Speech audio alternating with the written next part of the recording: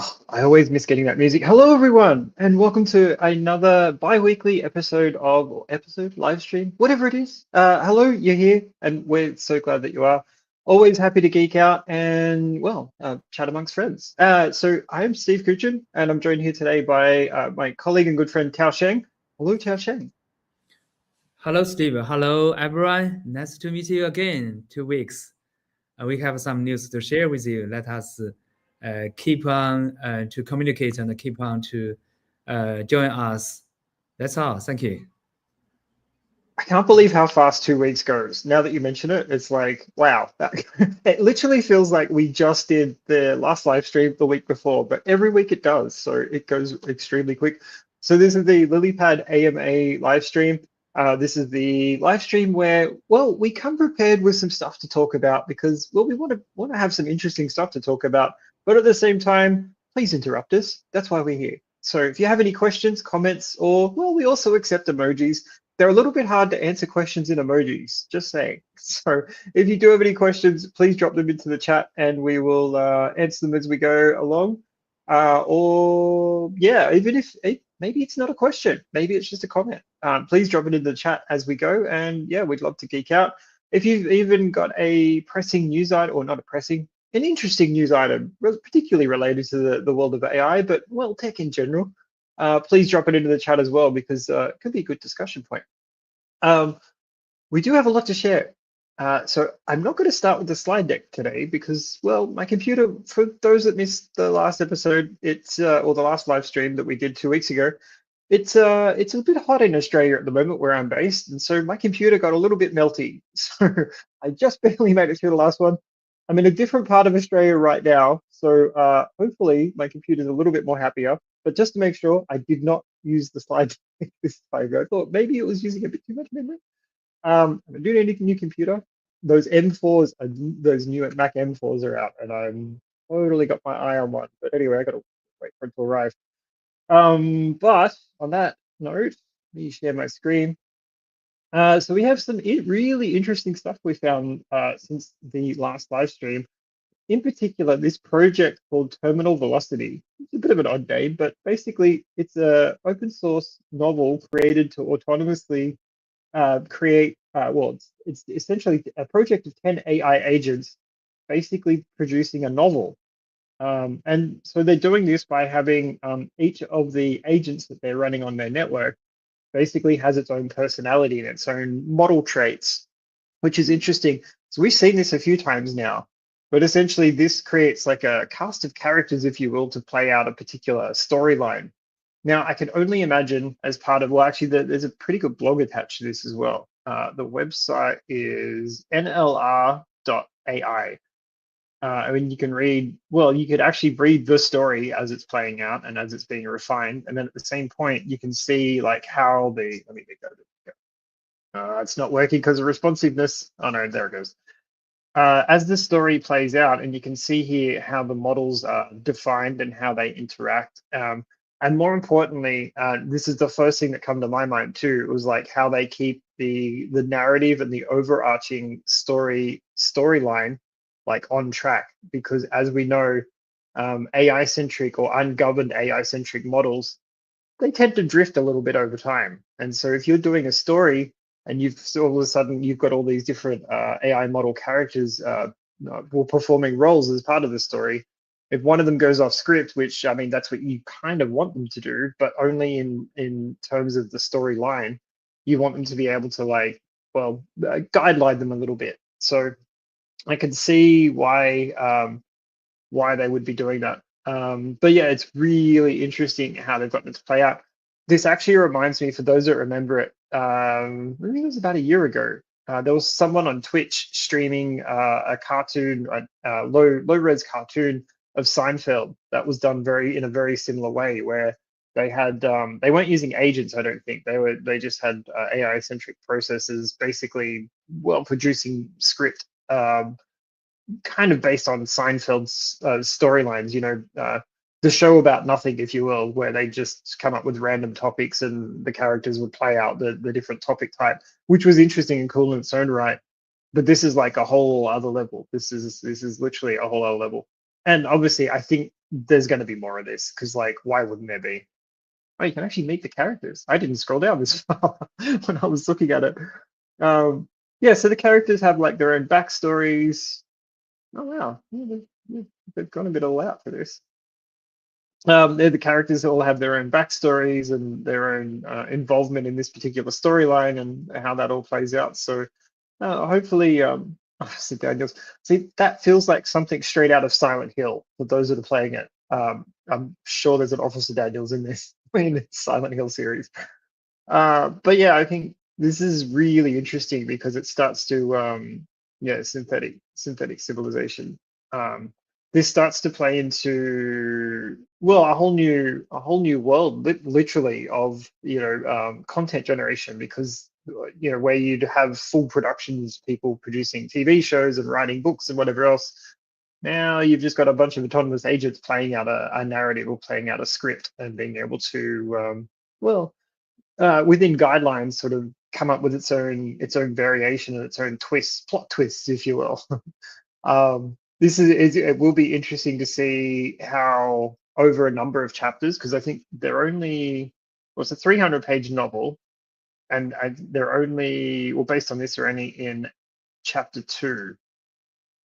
Yeah, I don't know. Oh no, they've got a chapter. There's an Act 3 chapter thing. Yeah, I don't know how they're working that out. Oh, you can actually click and go through. Ah, there you go. I did not know you could do that. Okay, so they've actually got markdown. Oh, this is interesting. They've actually got markdown documents in the technical elements. Oh, now I have to have a look because I did not poke this far down when I was. Oh, maybe it's too soon for that one. Wait, let's go back. I want to see what this actually looks like. Oh, there's actually an Act 4 there too. There you go. Let's look at Act 2. Act 2, Chapter 1. Oh, there's scenes. Wow. This is getting a bit detailed already. Oh, here we go.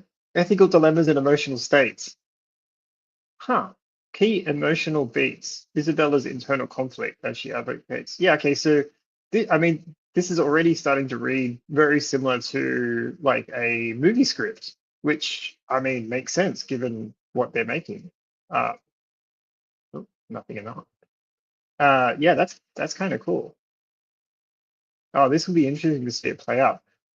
And I wonder when they're going to make the movie version of this, because once the script's done, you could do the same thing again, but like turn it into a movie. So anyway, which of course we've started to see some big brands do already, the likes of Coca-Cola, for example, or oh, what was the one? I think Jaguar used it in their new ad that everyone was talking about this week, their new advertisement, which everyone was there was a little bit of discussion around, like, well, just the whole ad recently as well. So anyway, this is definitely an interesting project. I'm going to drop the link into the chat for anyone who wants to play around with it. And if anyone's curious about trying or wants to try and run something similar on, there we go, dropped it into the chat. For those on YouTube, you can grab that link. For those not on YouTube, that is the link.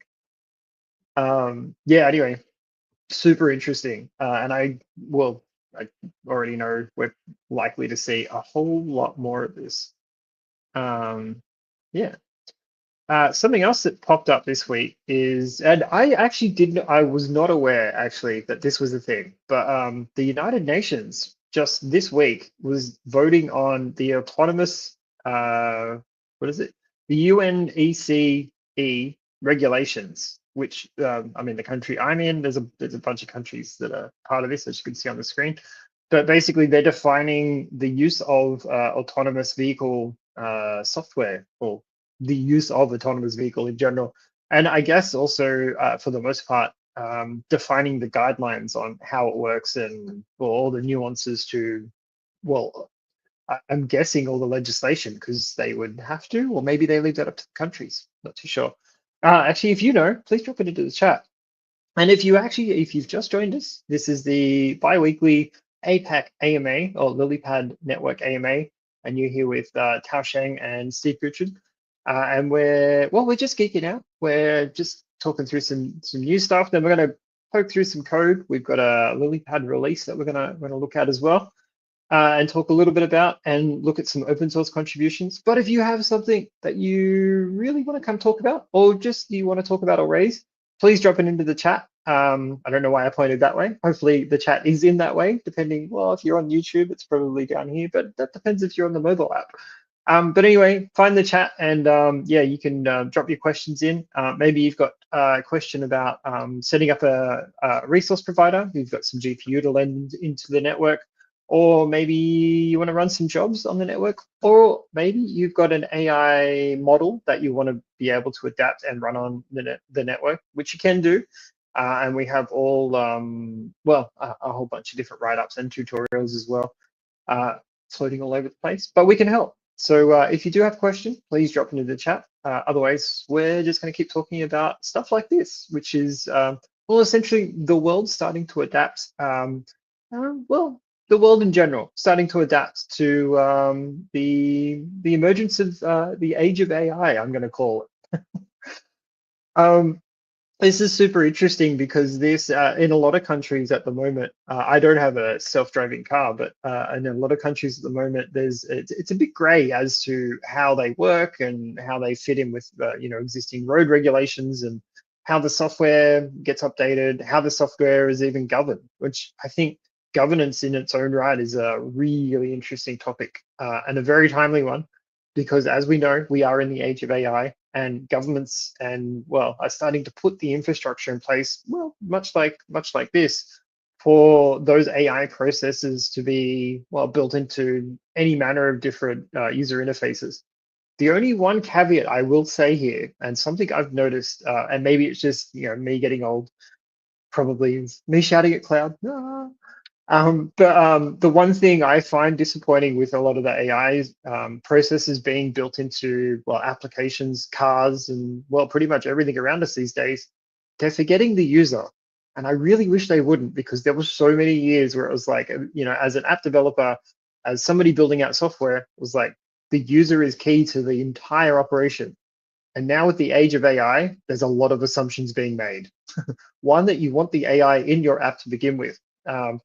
And I don't know, I know I talked about this a few live streams ago, but for those that have the latest version of iOS on their phone, the presumption there, again, was basically that you want GPT built into your phone. And like, I don't.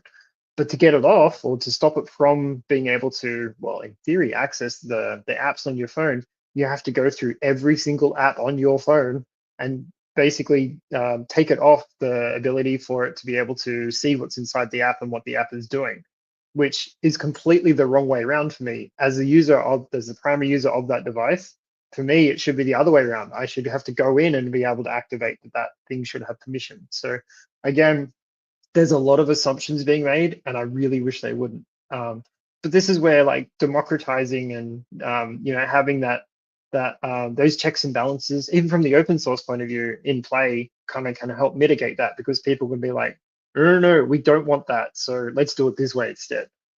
But that's not what's happening, which I just find sad and disappointing, because users, right? The UX is dead. What did I call it the other day? AI UX, AIX, that's right. Artificial Intelligence Interface. This is basically what it's turning into. Anyway, that's all I'm going to say about that. If you have some thoughts or questions around that, please drop it in the chat as we go. Because we have on that note, we have another heavy topic coming. AI regulation. Dun, dun, dun. We knew it was coming. It was inevitably coming. So there's a few talking points on this one. I'm trying to work out which one to click first. Actually, all right, let's go with this one first. So this one happened, about a week ago. We're starting to see governments more and more now put that regulation in place, or that even just as a guidance framework on how AI-centric anything should work with, well, anything, in particular people, because I mean, that's what it is, right? And this kind of is where this comes about, is companies are putting a layer between the user and their platforms in most cases, where it's the AI is able to analyze and look at data, or they have models being able to look at user data and, well, make assumptions on the user's behalf, or essentially come up with IDs and vectors and all sorts of interface mechanisms between the user and the company's platform, which is okay, providing you have the right checks and balances in place. And for a number of different reasons, this is more pertaining to security and just how, and as somebody that's done security research before, like we knew that this was coming because you could basically, and there's been examples of this. There's actually a demo that I wanted to do a few years ago when I was at security company Sneak, was getting an AI to do the hacking for you. And it was still pretty early on in the AI piece back then, but I was like, wouldn't it be fun if you could like convince a chatbot to like access the database or do something that nefarious on your behalf? Well, obviously the model's got a lot more complex and a lot more intricate now, which is where this is starting to come into play because it's now accessing things like electricity companies and other utilities and like critical infrastructure. Like it's now being deployed intentionally to being deployed for a variety of different reasons, for data analytics, for user interface, or whatever it is. And so this new framework starts to talk into that and particularly talk about how you can avoid surfacing vulnerabilities through these processes, because one, if they work it out, sometimes inadvertently, and actually we saw this with GitHub Copilot in the early days. Is GitHub Copilot, when it was initially launched, there was a bunch of articles floating around saying, "Oh, it exposed all my keys because I asked it." Like it, and from an AI's point of view, it doesn't know that that key is secret. It doesn't know that it's supposed to be secret. All it knows is it's storing a variable that it uses to do some type of like function there on in. So it didn't know that they were secrets. It just knew that it knew what the user was asking for. So, hey, user, here's your response. But those sort of gray things is where, well, they get gray. So hopefully this framework starts to mitigate that. And well, obviously this will build, as this builds out more, which it will, because they've got a lot of buy-in from various parts of the industry. Like you'll get more of that, hopefully get more of that feedback loop in, and things will, hopefully a robust framework comes into play, not just in the US, but across multiple of countries. Because I think this is something that most will already be either looking at or having, and probably watching this extremely close. Interestingly, they even have, and I didn't realize this, an artificial intelligence safety and security board. There you go. Which, I mean, I'm kind of glad about, because this is the type of thing countries should be looking at, especially when it comes to roles and responsibilities framework for artificial intelligence in critical infrastructure. While we're on the topic of regulation, and this is I'm going to drop the link into the chat. This is a very extensive read. I'm going to drop the link to that PDF in case anyone wants to read it. Put it on the screen, although the URL is a little funky. Probably a little bit hard to type, but this is again starting to look at governance from a bunch of university folks and AI-centric people. This is a big read. We are not going to go through it all, but there's a very, very, very big read on this. And again, this is sort of the emergence of the government starting to look at what mechanisms they need to put in place to be able to, well, protect people, protect industries, and, well, more importantly, protect systems. There's a better, make this bigger. On governance.ai website, this is an article that Kaosheng found. There's a more digestible. I mean, the PDF's fine if you've got some reading time, and they need to do some reading. This is a summarized version. Oh, I love graphs. Oh, always into data. This is a more digestible, probably easily digestible version of it. Kaosheng, did you have any thoughts on this and the role of governance? Yes, I think this is a good materials for learning about what Lilypad is playing a role in the AI industry, especially if you go back to the first picture, first diagram. That is, you can hear this is a log number of the log numbers for the computing power. I mean, the real number is very, very big. for the requirements of the computing power. So you know that is kind of requirements from the AI industry for the AI power, AI computing power, and Lilypad will playing a very crucial role in the governance of the AI power, so computing power. So I think community can read through this material, this paper, to learn about why Lilypad is here to building a network for AI computing power. Yeah, I think yeah, actually we saw there was some articles too recently that surfaced around this too, with was it some of the new models that are coming out are being delayed because there's not enough computing power yet. So it's that Moore's law trade-off of like you've got software which can run really fast and like needs a lot of compute power, but until the compute power catches up and there's enough of it around, you won't be able to exceed your current like level of model adoption. Which, I mean, for anyone that, you know, the first thing that just came to mind was, for those that are familiar with it, the Hitchhiker's Guide to the Galaxy, the deep thought computer, where the two intergalactic mice from another dimension, spoilers, the two intergalactic mice from another dimension build a computer that's so big that it determines that it can't do the compute that they need. So it's going to produce a whole other computer for them and tell them how to build it. And that computer is called Earth. Anyway, it is kind of like that. I wonder now if, yeah, we just get the models themselves to tell us what they need to run and how to build it, and then we build it, and then they run, and then we get this like exponential like growth of like compute and models that run on the compute, telling us how to build better compute.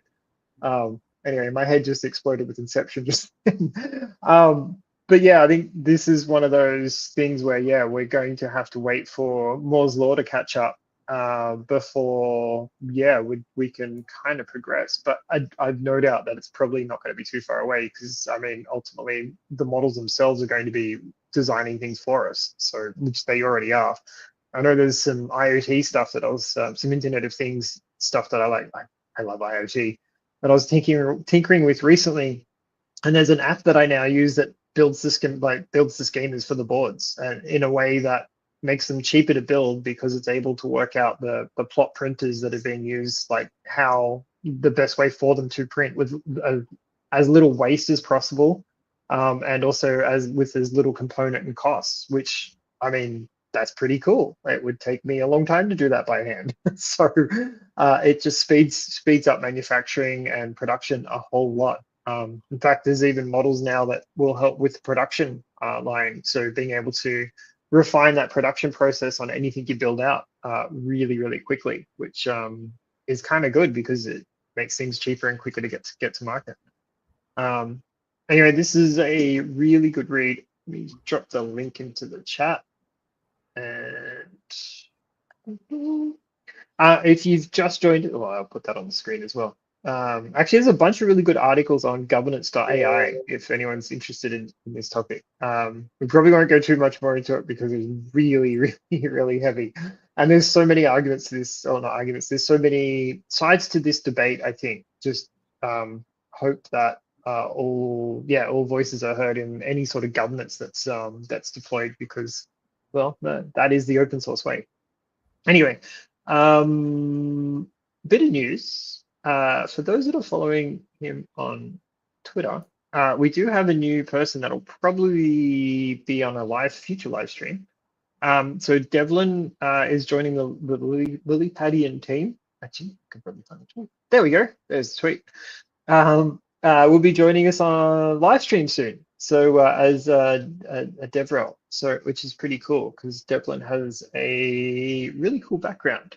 I'm not going to do too many spoilers. I was just mentioning it now, but Devlin will be joining us probably, I'm going to say, on the next live stream, but stay tuned, which could be fun and interesting.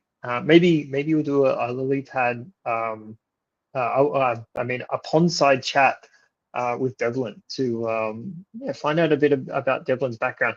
I did interview Devlin, and that could be fun and interesting. So there we go. Anyway, just mentioning it. Now, before we go into the last release, the 2.9.1 release,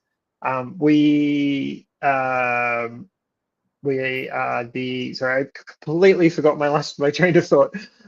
You have joined the Lilypad Network live stream, the bi-weekly AMA based in the APAC time zone. So I am in Australia, Tao Sheng's based out of China. If you have any questions or comments or emojis or even interesting articles you want to share, it could even be an interesting or something or an open source project that you found and you thought was pretty cool or interesting and you're looking for contributors, whatever, please drop it into the chat as we go. We have stuff we're going to talk about, but feel free to interrupt us as we go through it. Just to sorry, Tashang just sent me something. I was reading what? Block beats. 10-cent interviews Metallic. Oh, that's a fun article. Wait. Let me go back to these. Yeah, that's about the governance we just talked about. The latest interview from Vitalik. Oh, that is a really interesting article. I love the title already because that is what we're doing. That is what we're trying to do with Lilypad. Decentralized, democratized AI, access to AI. Yes, Steve, I just added this article for, this is the latest interview with Vitalik. So coming up with this for your governance about the AI. So that is a very interesting interview. I actually follow him on Firecast for those that are on there. And yeah, he's got a lot of thoughts around this, and in particular around the whole decentralize everything, which of course that's why we love him. Yeah, the whole approach to decentralizing, well, not only everything, but in particular like AI-centric processing and why it's so important. So yeah, this looks cool. And just making sure everyone's got access to the same tooling and it's the same industry standard approach, which I think he touches on some very interesting topics in this one, including the whole like Sam being fired and then being unfired of OpenAI. But anyway, which is interesting. Yeah, he's got some very good thoughts, but I mean, Vitalik, he often has quite interesting thoughts. Yeah, it's pretty cool. And I agree. The world shouldn't fall into the hands of a big tech company because we've seen it. You know what? We feel it daily. I actually saw someone, and I know I've talked about this before. The whole AI email approach, which is back in the day, you used to be able to just run your own mail server on a mail server on a server. You could run your own mail server quite easily, whereas now getting trusted and staying trusted by an authorized or as an authorized sender of email for said domain is very hard now. It was something I used to do up until about 5 years ago, and then it just reached the point where it only takes one server to put a mark against your IP address or your server, and all of a sudden none of your emails get delivered, and there's players that won't tell you why. Certain companies that just won't deliver your email or send you back a spam bounce. They just don't deliver your email, and you never find out. So anyway, that's what we need to avoid. And there's plenty of other examples, I think, industry-wide where that's happened. And well, there's no do-overs. There's rarely any do-overs. And I think AI in particular, as we've seen with government regulation coming in and the amount of uses it has, particularly in the likes of medical, anyway, we can't let that happen again. But anyway, open source for the win, yo.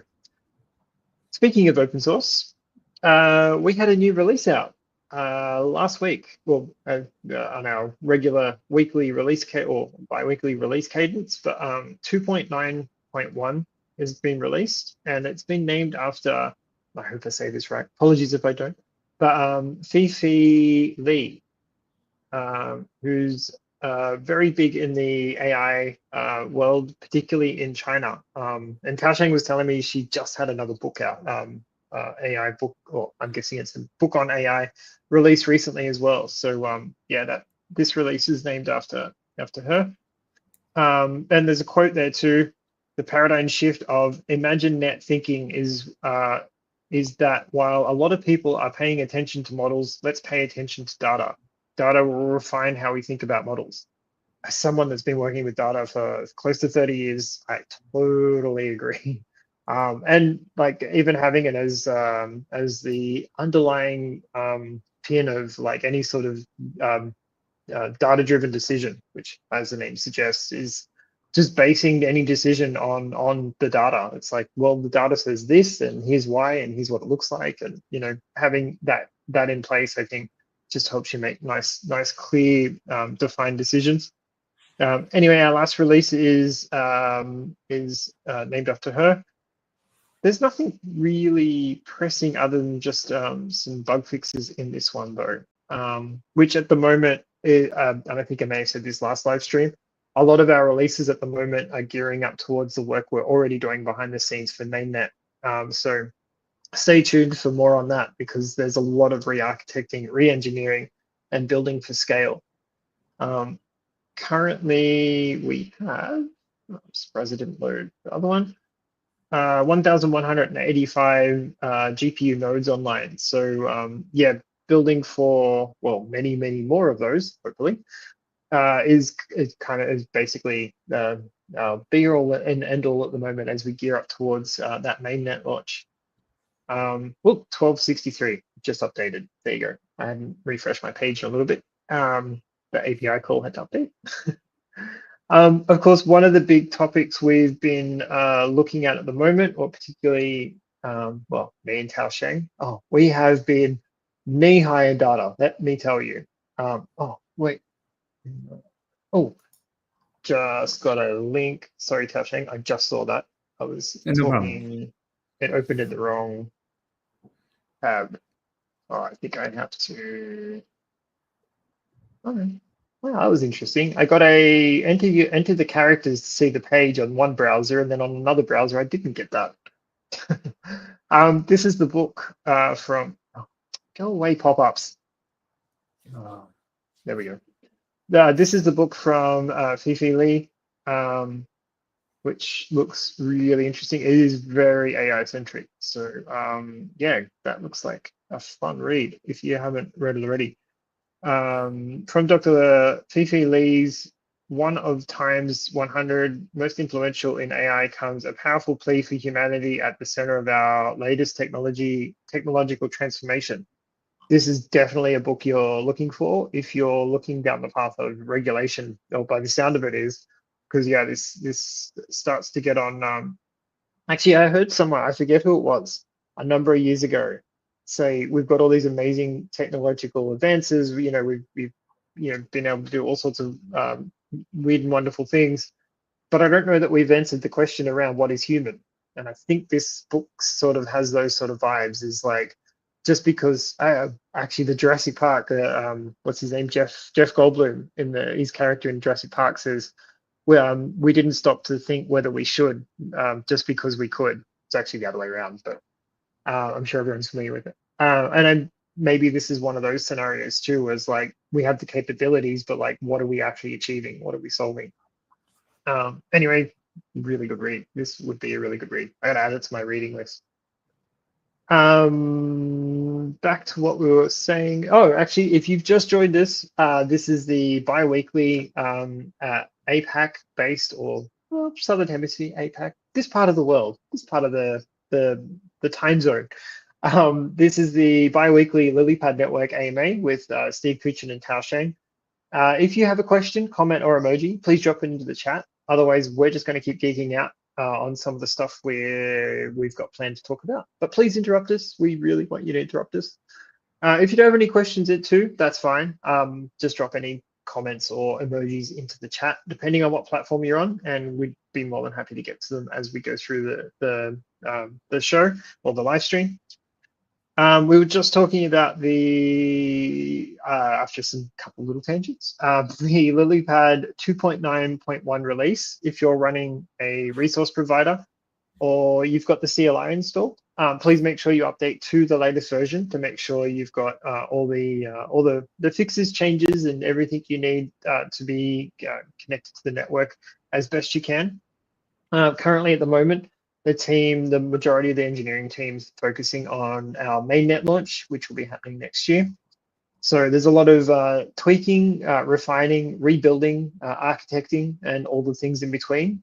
There is a lot of tools spread around the tool room at the moment as we pull things apart and upgrade them and get ready for, well, I'm going to say running speed, because that is literally what we're doing at the moment.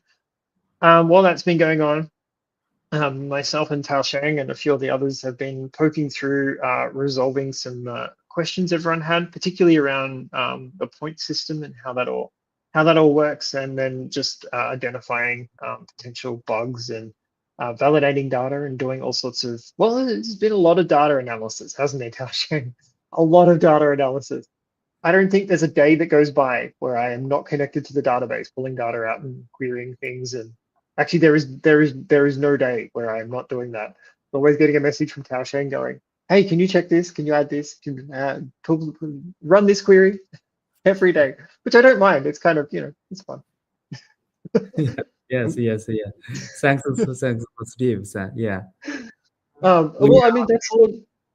Oh, we you. are good pair work. We did a very good job on the pair work. It's true. But of course, while I'm pulling data out, you're pulling code apart going, oh, look, this is because of that, and this is this bit here, and oh, we can change this a little bit. So anyway, thank you all to the community that have helped us identify some ongoing issues and some queries as part of the well, just as part of our day-to-day operations, really. Yeah, and being able to provide that new template for the discussions that are being opened on the Lilypad or GitHub organization is very helpful, because we can use that to triage, debug, and like analyze the data to figure out if there's an issue, and then if there is, like, what the problem is, and then identify a fix. We think we've identified, since this has been an ongoing, at a high level, an ongoing investigation for a little while now. We've identified a few issues that we've nearly narrowed down on a couple different things. So please bear with us. Thank you for your patience. If there is things askew, we will definitely be adjusting to suit, and we have the ability to do that. But yeah, please keep raising. Often, actually, we've responded back to a couple earlier. Well, I want to say earlier today, but it may not be earlier today, depending where you're coming from. But we have been adjusting and identifying some stuff that we've been fixing as well. So thank you. Please keep those reports coming in. And yeah, we can keep checking and refining things down. Often we will come back with, can you please try this, just to validate that that what we've identified is correct. And we do as much testing as we can possibly do, but as I'm sure everyone realizes, like, there's a lot of scenarios and moving parts to this. So please bear with us while we figure that out. So, but we're getting closer, I think, because yeah, the things are becoming a lot more stable with each iteration, with each thing we learn and each thing we poke around. If you are, on that note, if you are looking to help, we would very much appreciate it. If you're looking to contribute to the program, you can check out people that have contributed and ongoingly contributing. So oss.lilypad.tech is the website you're looking for. Oh, I think I have that as a short link somewhere. Oh, I need to clean these up. Got so many. Anyway, oss.lilypad.tech is the URL you're looking for. This is also where the ambassador program lives as well. And shout out to our ambassadors, like Cal Brasser, who has been invaluable in this debugging and triaging phase we've been in. Just helping to identify issues and then also fixes as well. There's a Docker particular one that we're tracking at the moment, which Cal Bass has been very helpful with. So thank you to all our ambassadors though. Without you, well, it wouldn't be possible to this level. So if you're looking to get involved or even to become an ambassador, there's a button down in the bottom corner here where you can find out more about how you become one, how you get involved. Of course, the first place to start with any of this, there we go, And my computer's still unhappy. It's just not as hot today. So I do need to get an M4 at some point in time. I was going to get the link. Oh, there we go. The Discord is the place you want to join. So lilypad.team/Discord is the place to join. We've got a very big growing community of well, AI enthusiasts, or should I say decentralized and democratized AI enthusiasts. Let's go with that one. It's got a nicer ring to it. Bit of a mouthful, but it's got a nice ring to it. They're always looking to connect, always looking for community to chat to each other. So please check that out if you are looking to get involved, or if you just want to geek out with folks, because that sometimes, that's just fun as well. So please join us there. So lilypad.team/Discord, or you can check out the oss.lilypad.tech page as well, which has more information on it. We are looking to ramp up our open source rewards program, which, there we go, links off to our blog, which opens there, which you can read out all about as well. Speaking of blog, while we're here, if I click that, will it take me there? Oh, it will. Sweet. The latest project report is out as well, which on the since 21st of November, which also talks about release 2.9.1 that we're talking about earlier. Plus, you can find out all other latest news. Oh, there we go. There's more about Fifi Lee there, or Dr. Fifi Lee. And then also some of the ongoing investigation into rewards, and then updates from around the pond, so to speak. There we go there. Plus, you can subscribe according to that pop-up. No, I already knew this. Please subscribe. That way you'll get all the latest news. Yeah. I should point out Steve, to you go.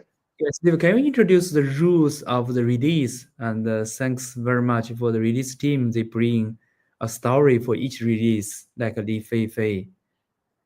Yeah, we have we have a release with the storage A, B, C, D, E, F. Yes. There we go. There. Yep. Which is we have them in the project reports too, but yeah, like this update introduced a relatively simple version update with minimal changes affecting Lilypad resource providers. This primary update, wait, where is? Oh, I don't think they put the story in this one. Yeah, it does. It does change based on the release story. Does change based on the items in the release. This one though, I don't remember. Wait, do you remember the story? I mean, for our release team will bring a story for each release, and with A, B, C, D, with the sequence of the A, B, C, D, E, F, G, like that. And that's right. It runs alphabetically. Yeah. Yeah. And we will find the famous person in the in the computation of the history to find the famous person to be a release kind of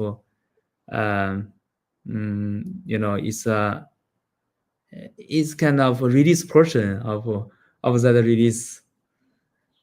I mean, this is very good, to bring a lot of history and story for our release, for Lilypad release. No, I agree. Actually, one thing I just spotted, slightly unrelated, I just spotted in here, which I'm a big fan of, is the open telemetry, which is being talked about here too, which is being built out more and more. One thing we are looking at doing is surfacing some of that telemetry trace data back to RPs. So you'll be able to see a full end-to-end trace of like how jobs come in and flow to your RP and then like flow back out to systems. So, and then also logging as well, which is something we've been looking at doing.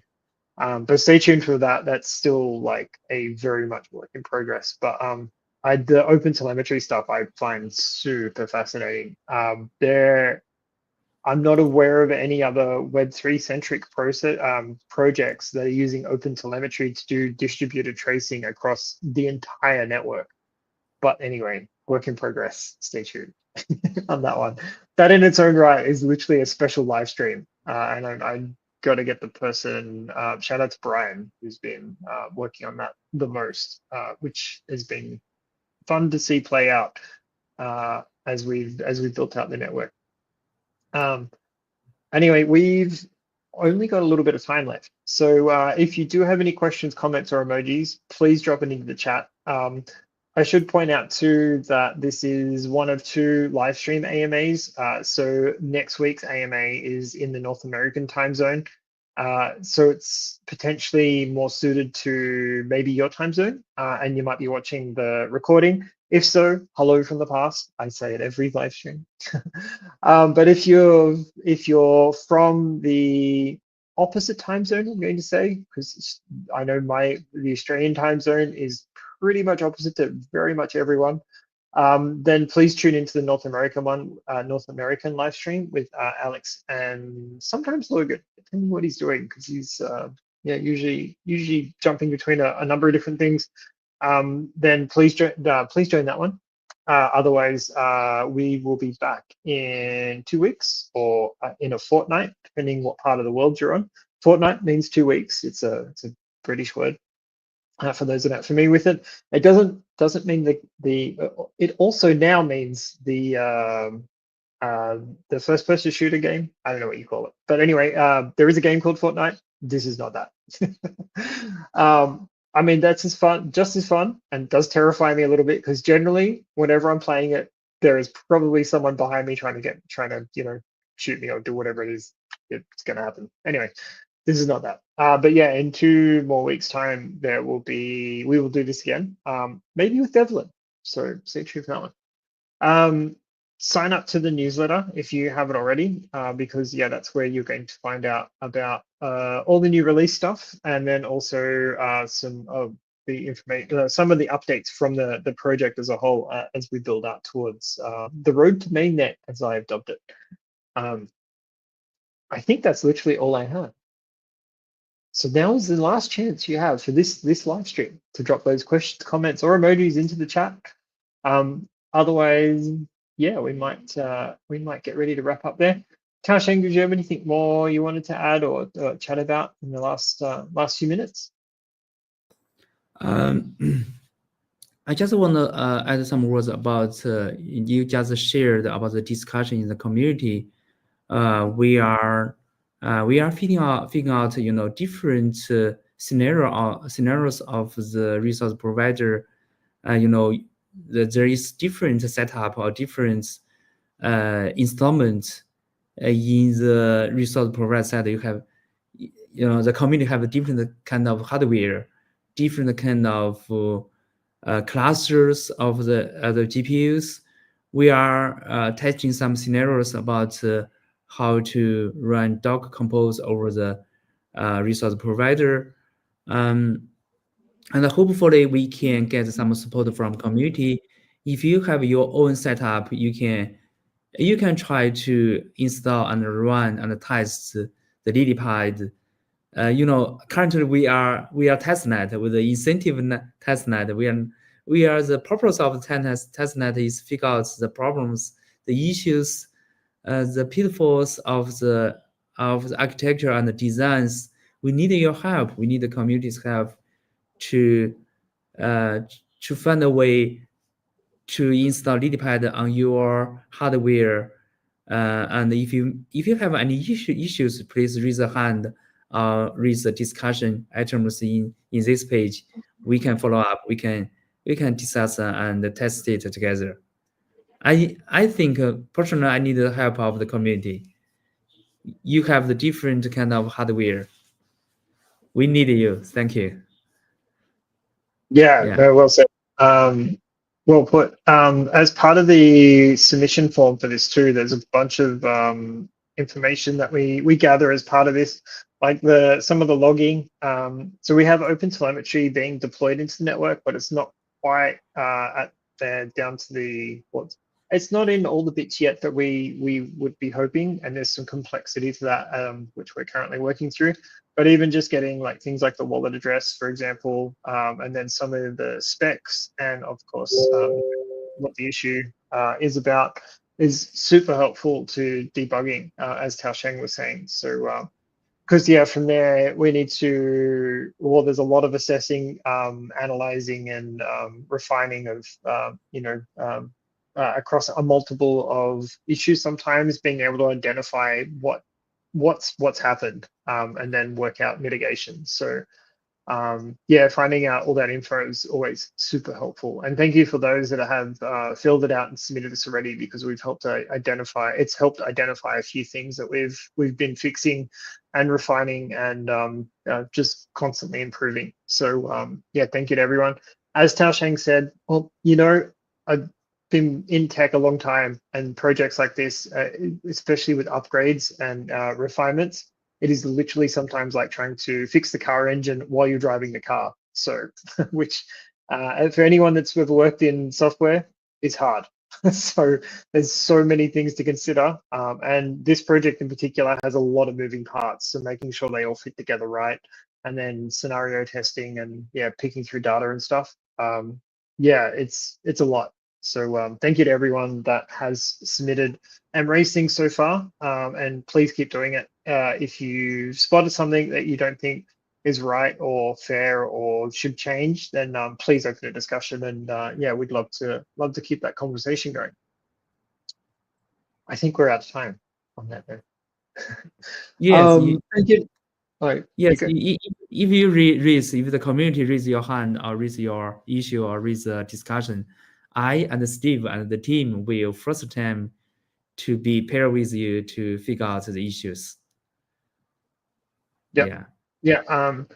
There is literally not a day goes by where I don't touch the database now to pull data out. So keep those queries coming if you've got things that you wanna have investigated. So on that note, I think we're at the end of this live stream. So thank you all for joining us today. It's always a pleasure to geek out with you. We'll look forward to seeing you again for next episode. Join us on Discord if you haven't already. So discord.lilypad. Oof, no, that was wrong. Lilypad.tech/Discord. Oh, maybe I should make discord.lilypad.tech. No, we'll keep that one for later. Anyway, join us on Discord, keep the conversation going. You can also jump in our GitHub and contribute if you want to get involved. Even just add a star. Go see our GitHub, click the star button at the top. Very much appreciated. It all helps. And thank you in advance. But that's all the time we have for this episode. So join us again in 2 weeks, or if the time suits better, join us next week for the North American live stream, and we'll see you all then. See you next time. See you next time.